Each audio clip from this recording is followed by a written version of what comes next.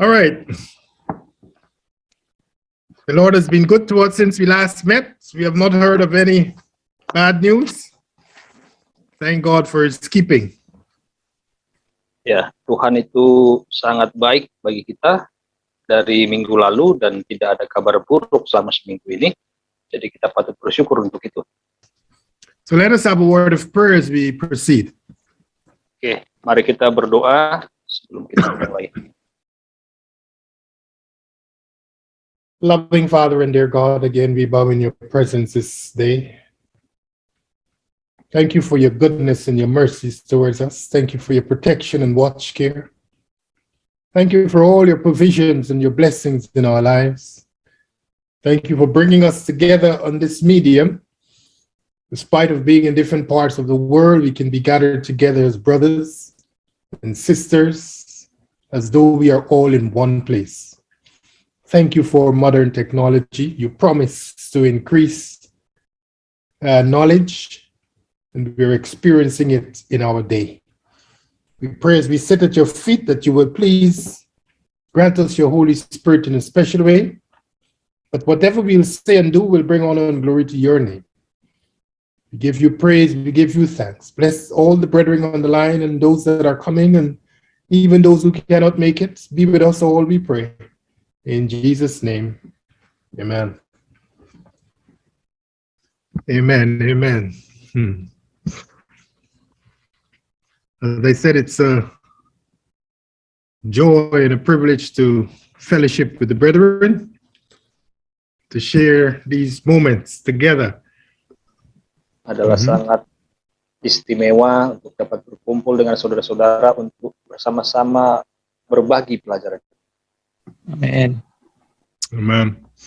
Well, last week we began our discussion trying to see, or privileged to see, how the Lord has revealed to us current events long before they began.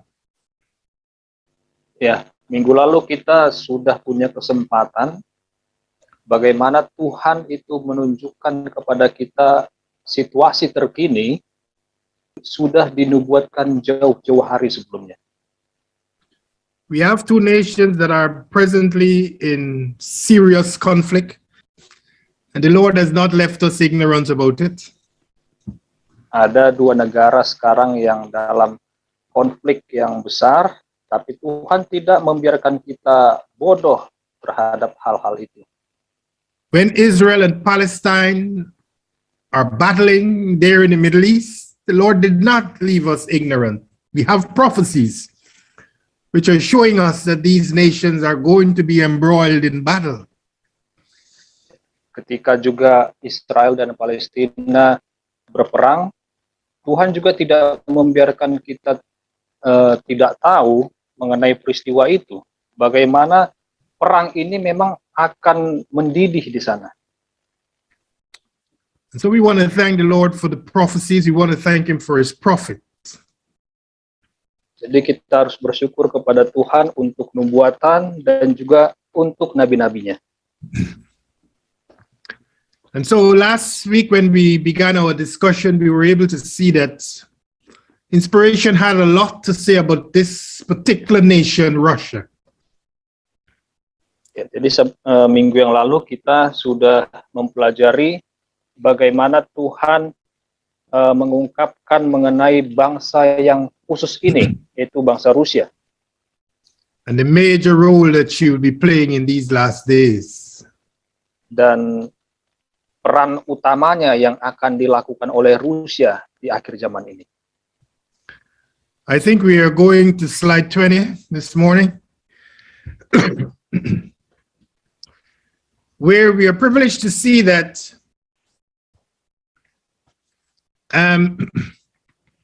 in all that is going on in the world today, God's people have a work they must do. And that work that we are to do involve our salvation. Ya, di tengah-tengah keadaan dunia sekarang ini, Tuhan ini memiliki pekerjaan khusus kepada umatnya, yang harus dilakukan dan itu menyangkut keselamatan kita.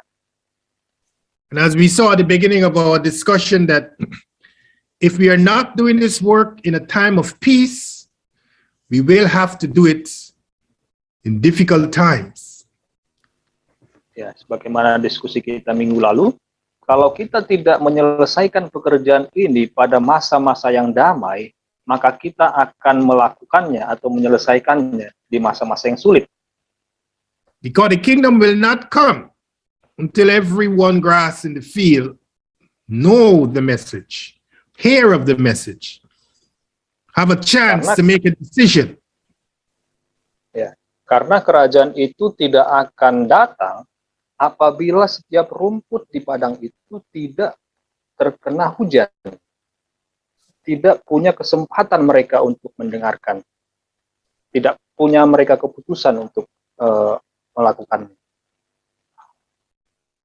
And so in 15 track, page 6 to 9, paragraph 1, we are told, 15 track, page 6 to 9, inspiration says, how many of today's disciples of Christ would knowingly risk their lives for the proclamation of the gospel?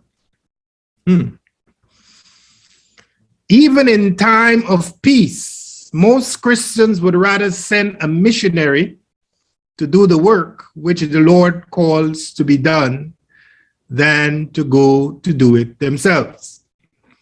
In thus serving by substitute, by proxy as it were, they are not unlike the cuckoo who lays her eggs in other birds' nests for them to hatch and to care for.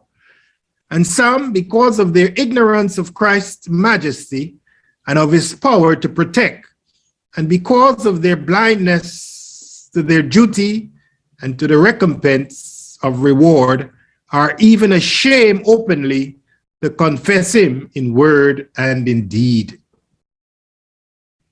Berapa banyakkah murid-murid Kristus zaman ini yang secara sadar mau mengambil resiko hidupnya bagi pemberitaan Injil?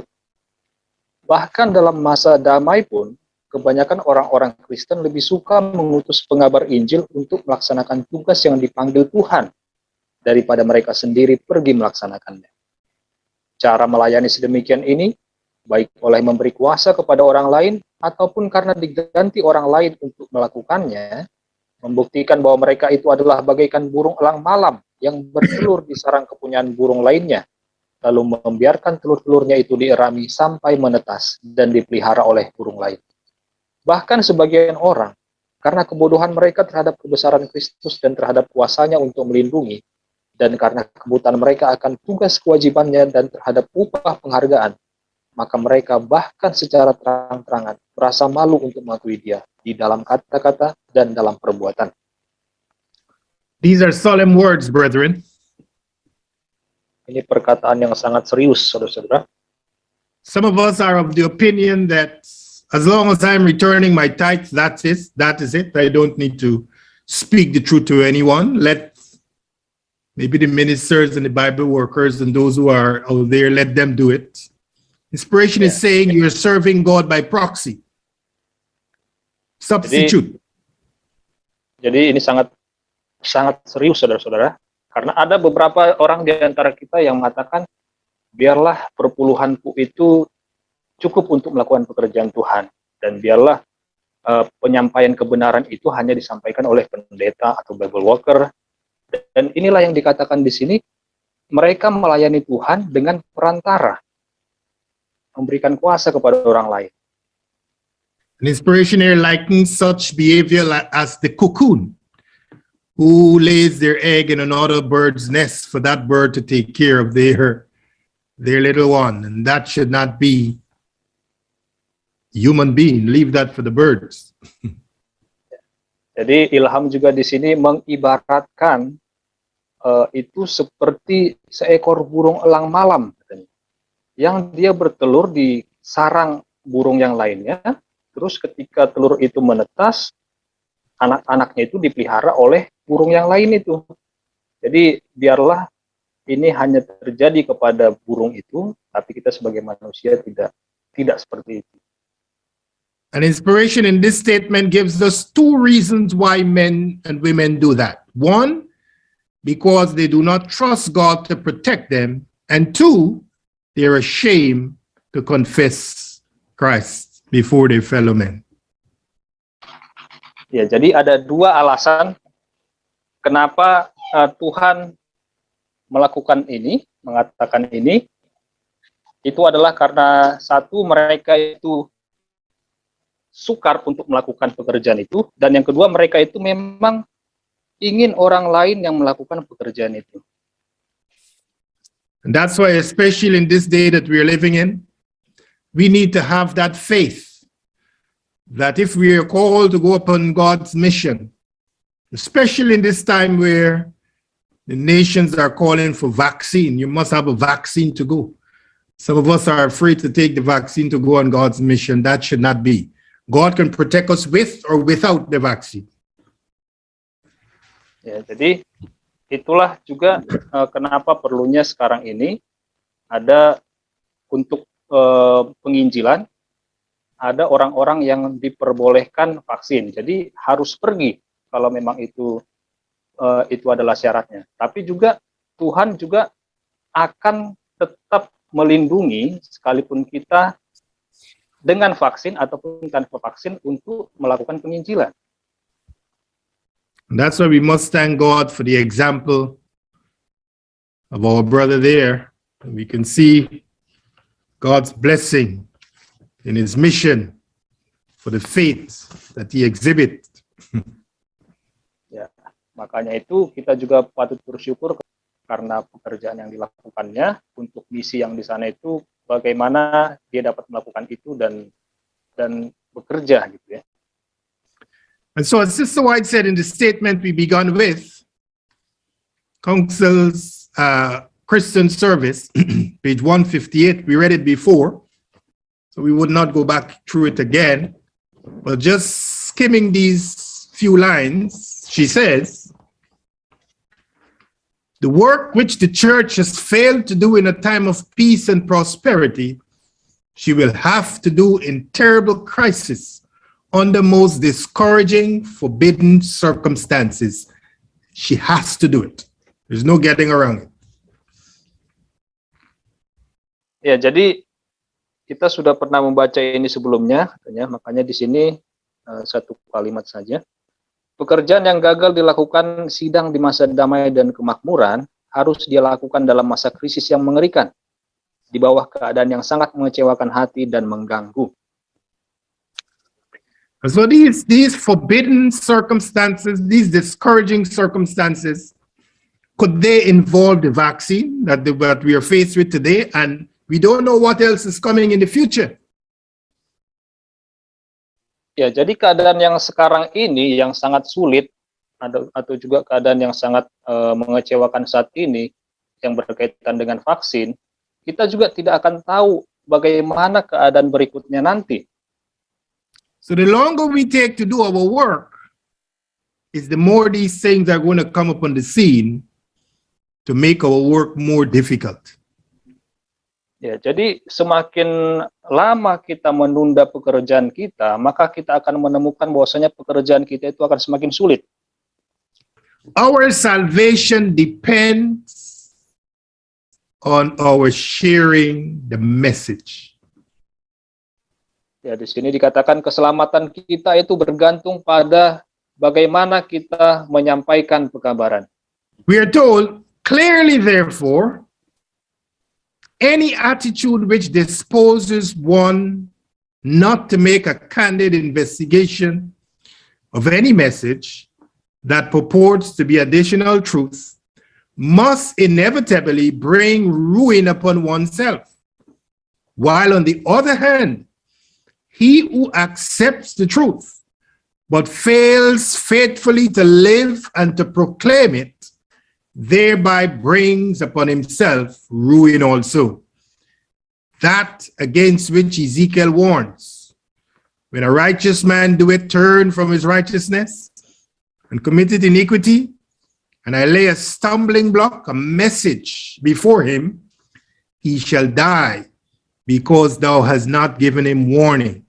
he shall die in his sin, and his righteousness which he had done shall not be remembered. But his blood will I require at thine hand. Nevertheless, if thou warn the righteous man that the righteous sin not, and he doeth not sin, he shall surely live, because he is warned. Also thou hast delivered thy soul. That's track number 3, page 11, paragraph 1 and 2. Oleh sebab itu jelaslah bahwa setiap sikap yang menunjukkan seseorang tidak mau melakukan penyelidikan secara jujur terhadap semua pekabaran yang mengaku merupakan kebenaran tambahan, tidak dapat dihindari akan membawakan kehancuran atas dirinya sendiri. Sebaliknya, di pihak lain, orang yang menyambut kebenaran tetapi lalai menghidupkan dan memberitakannya dengan jujur, sehingga dengan demikian itu juga mendatangkan kebinasaan atas dirinya, terhadap mana Yeskel mengamarkan. Apabila seseorang yang benar berbalik daripada kebenarannya, lalu berbuat kejahatan, dan aku meletakkan sebuah balok penghalang atau sebuah pekabaran di hadapannya, ia akan mati. Karena engkau tidak memberikan amaran kepadanya, ia akan mati dalam dosanya. Dan kebenaran yang telah dilakukannya tidak akan diingat lagi, tetapi darahnya akan kutuntut daripada tanganmu. Tetapi jika engkau mengamarkan orang benar itu, supaya orang benar itu tidak berdosa, sehingga ia tidak berbuat dosa, maka ia pasti akan hidup, karena ia telah diberi amaran, juga kamu telah melepaskan jiwamu. Yeskel 3 ayat 20 dan 21 dari traktat nomor 3 halaman 11 paragraf 1 dan 2. Amen. And so, brethren, the point we are making here is that while we are seeing these wars and conflicts in the earth, which are telling us that the kingdom is ready to come, this is the time you and I should be gearing ourselves to be more involved in God's mission.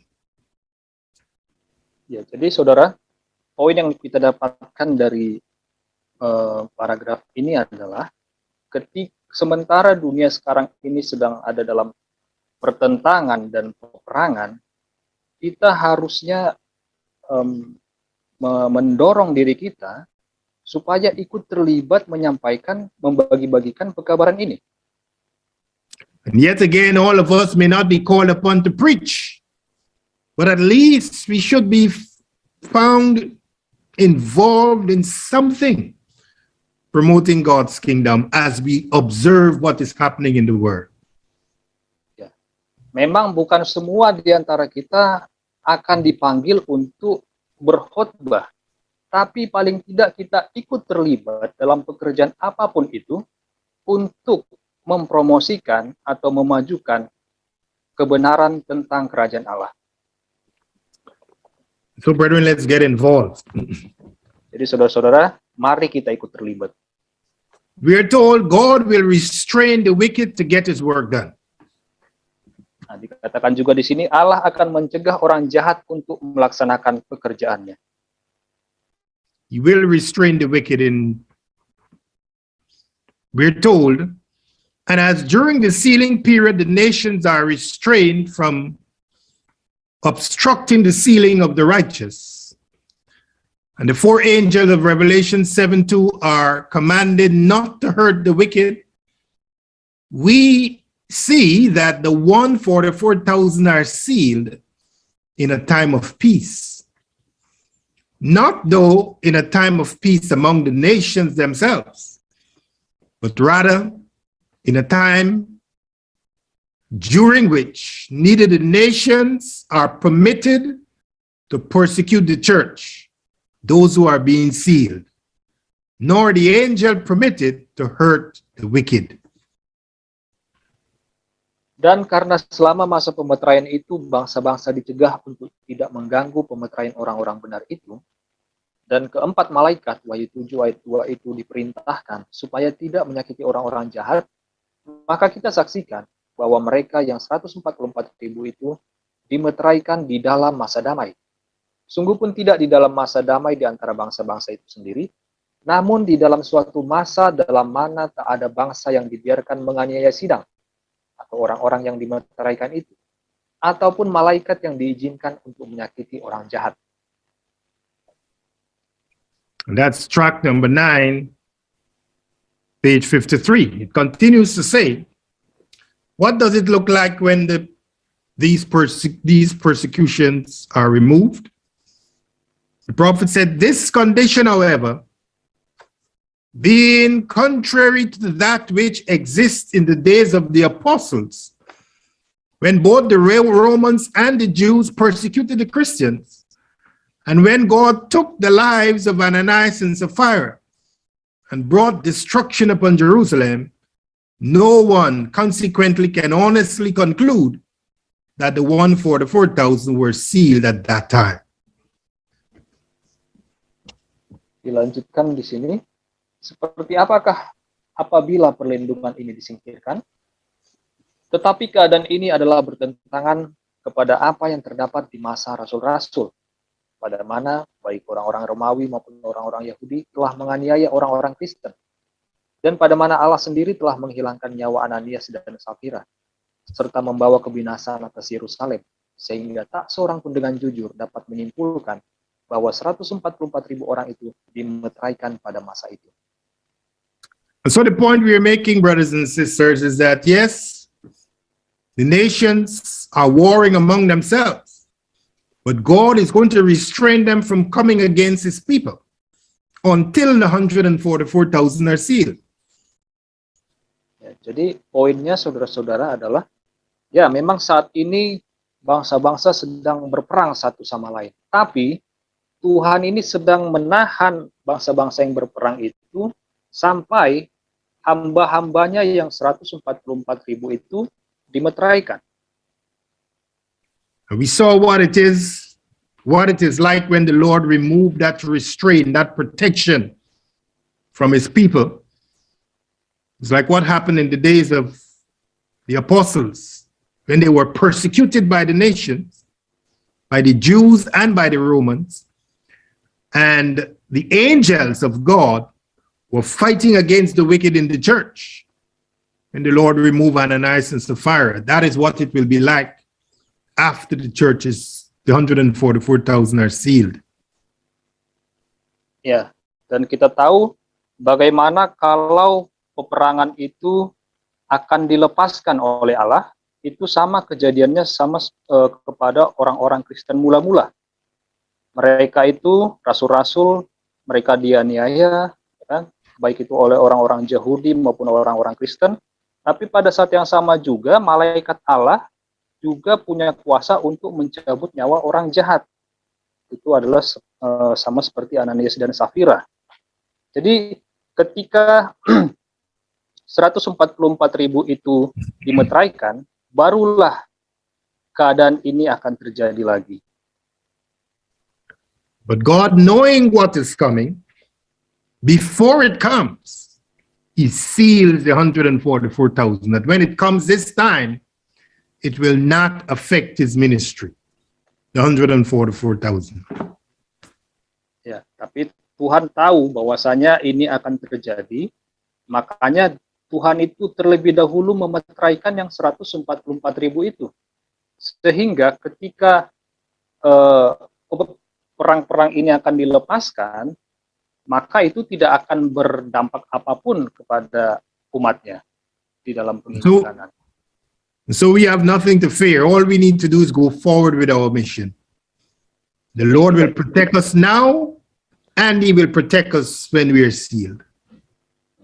Jadi kita tidak perlu khawatir, kita hanya perlu untuk tetap maju di dalam misi kita, karena kalau Tuhan melindungi kita saat ini, kita juga yakin bahwasanya Tuhan juga akan melindungi kita nanti.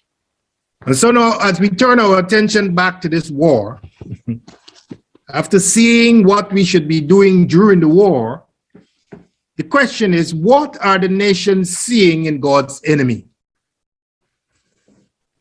Ya, jadi setelah kita membahas apa yang harus kita lakukan selama masa periode perang ini, sekarang pertanyaannya adalah apa yang dilihat bangsa-bangsa pada musuh Allah? These are statements that we used to read over the years But today it is easy to look and to see what is happening in the world, how these statements are being fulfilled before our very eyes. Ya, jadi ini adalah kata-kata ini sudah lama kita lihat, kita nantikan kegenapannya. Tapi pada saat sekarang ini kita dapat melihatnya itu secara nyata pada zaman ini. But the Word of God tells us in 2 TG number 41, page 17, paragraph 1 and 2. We are told the world sees communism as a hydra-headed monster behind a bush. And the nations are already, so to speak, smiting their knees one against the other while they look at it.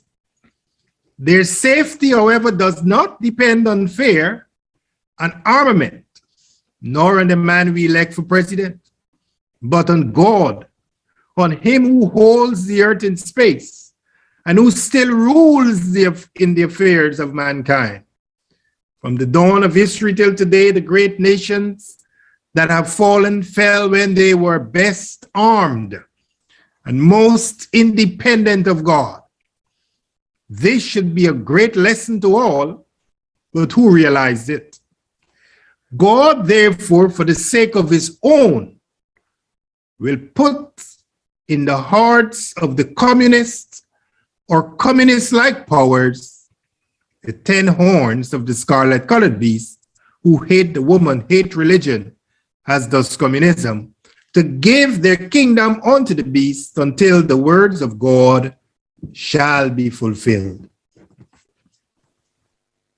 Dunia melihat komunisme itu bagaikan suatu binatang raksasa berkepala ular di balik semak belukar, dan bangsa-bangsa sudah saling memukul lutut satu terhadap lainnya, sementara memandang kepadanya. Demikianlah dimisalkan.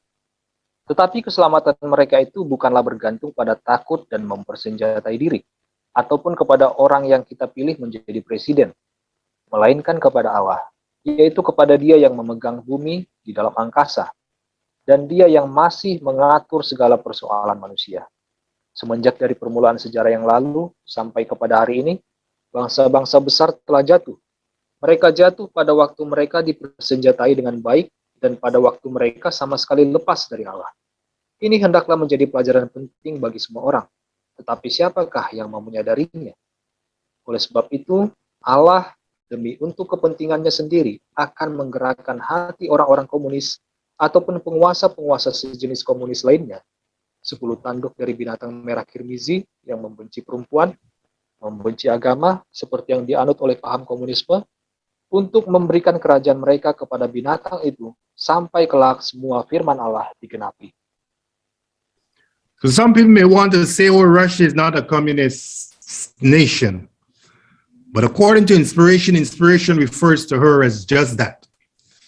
And the nations today, as they're looking at her behavior, they're afraid. Ya, jadi ada orang-orang yang mengatakan bahwasanya Rusia itu bukanlah negara komunis. Tapi dari ilham yang baru saja kita baca, dia adalah komunis. Dan sebagaimana juga ilham katakan, bangsa-bangsa juga takut kepada Rusia ini. But while the nations are afraid, God's people should not be afraid, because the Lord has already shown us how it will all climax.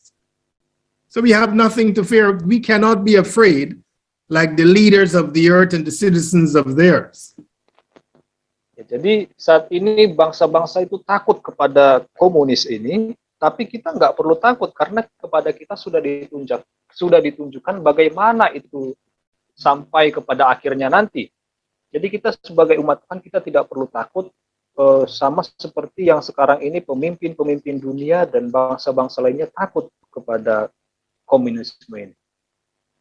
Because what the Lord says is that He is going to put it in their hearts to humble themselves. Communism is going to humble themselves under the West, under the mark of the beast system when it is established.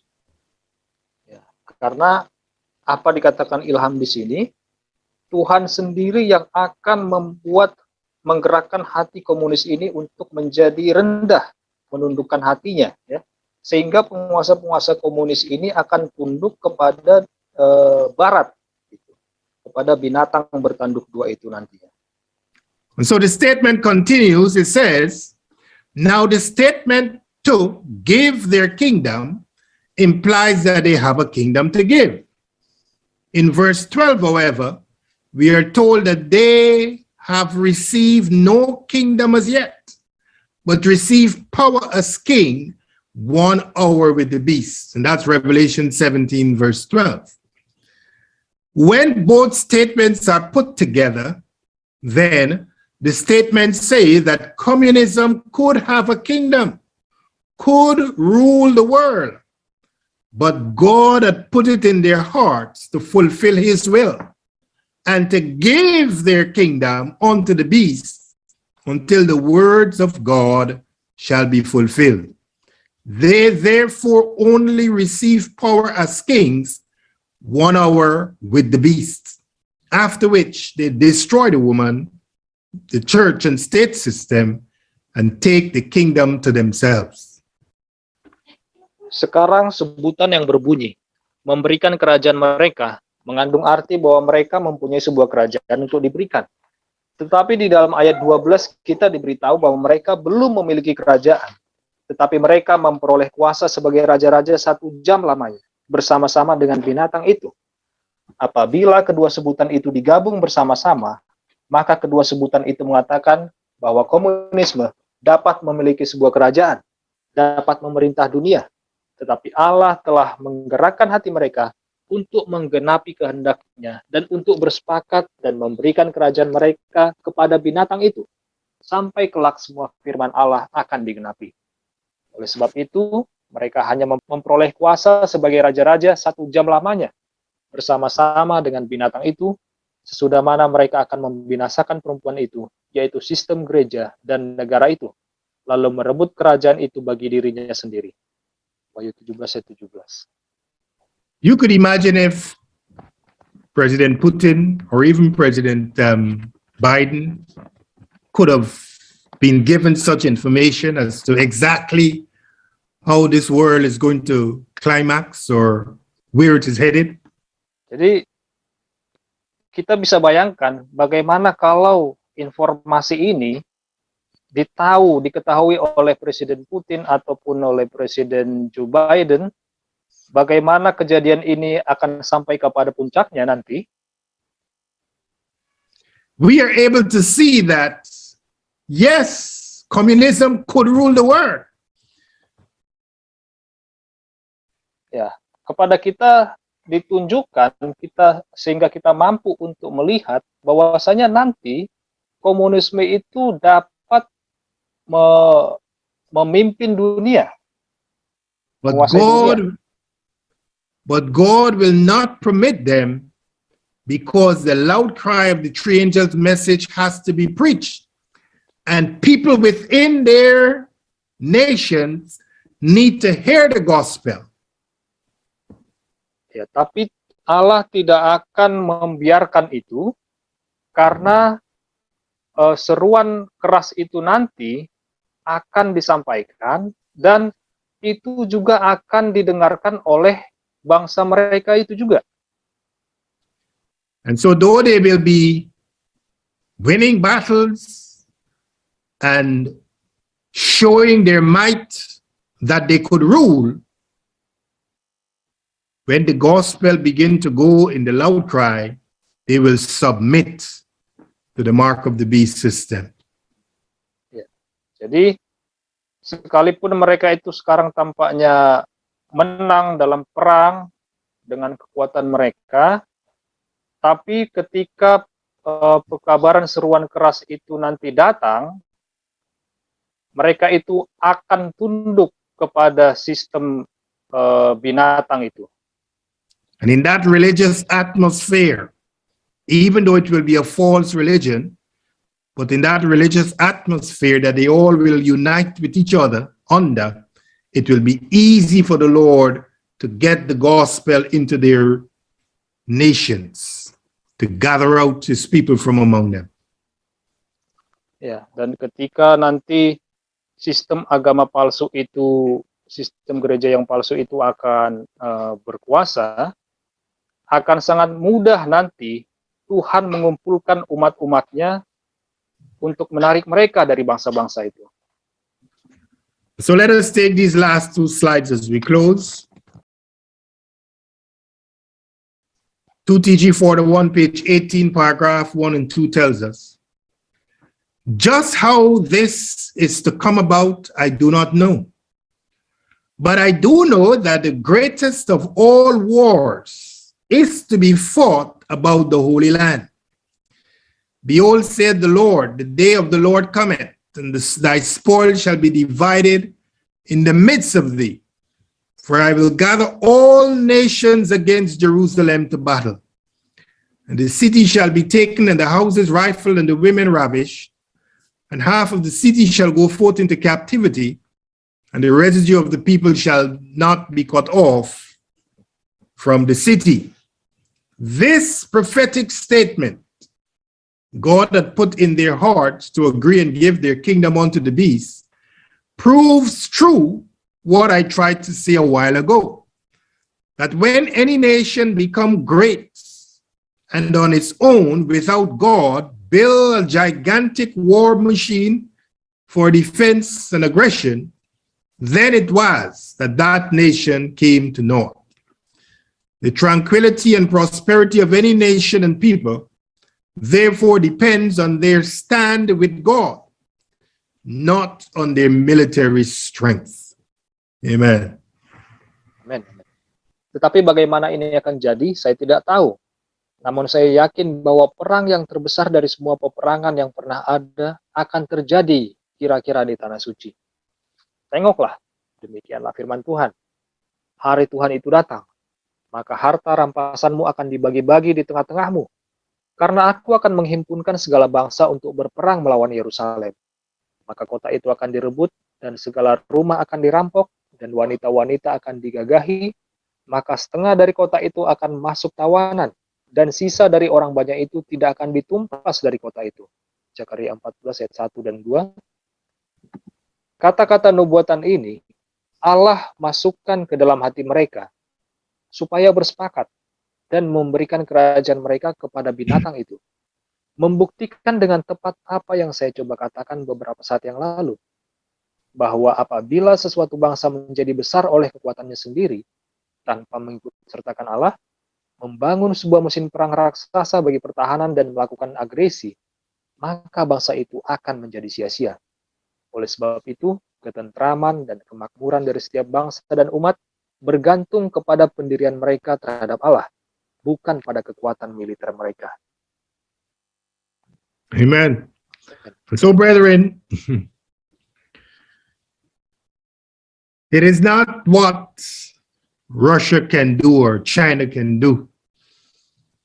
It is what God promised to do in his prophecy.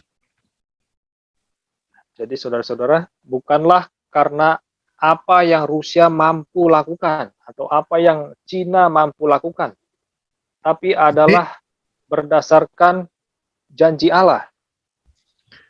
The nations are trembling as they are observing the growth and the pace at which communism is growing today.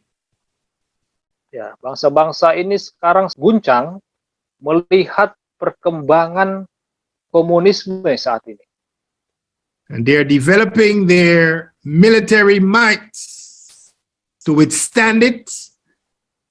But inspiration is telling us that would not work.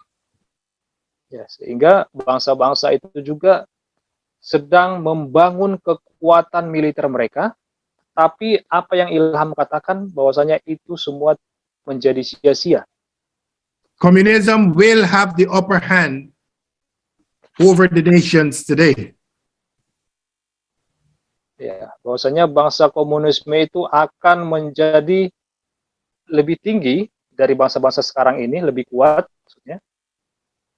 But then she herself, communism, will turn and submit to the system that she defeats. Ya, tapi nanti bangsa-bangsa komunisme ini akan tunduk kepada sistem yang mereka kalahkan sekarang ini.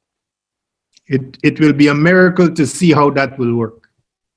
Dan itu akan menjadi suatu mujizat bagaimana itu akan terjadi nanti.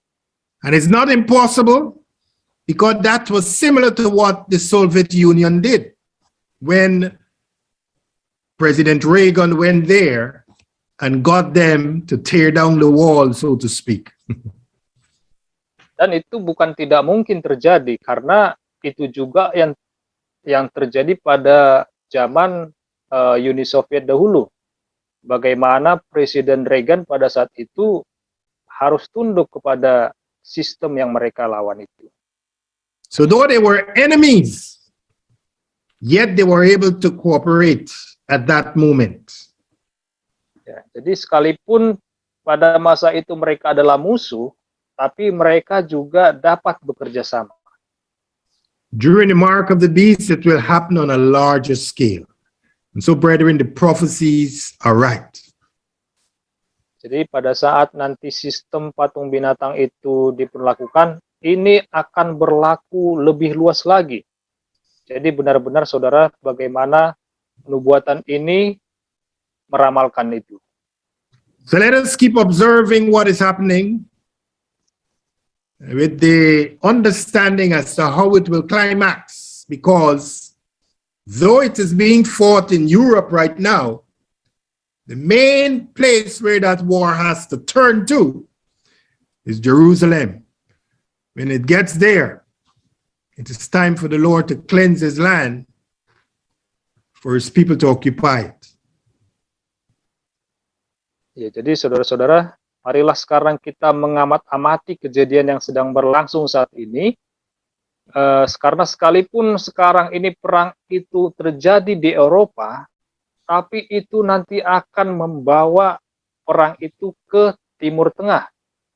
Bagaimana juga nanti Tuhan hadir di sana menghancurkan perang itu dan menuntun umatnya ke sana. Thank you, brethren. May God bless you. Sampai di situ pelajaran kita. Amen.